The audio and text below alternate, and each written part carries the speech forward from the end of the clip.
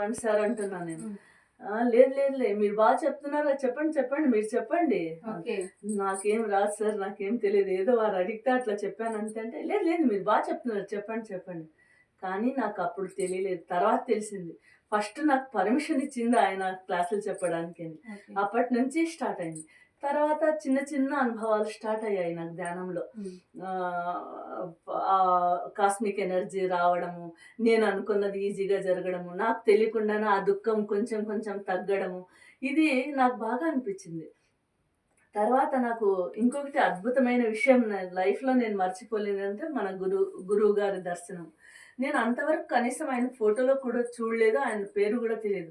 రోజు ఒక మాస్టరొస్తారు. అలా ఏదో మాస్టర్ అనే తెలుసు.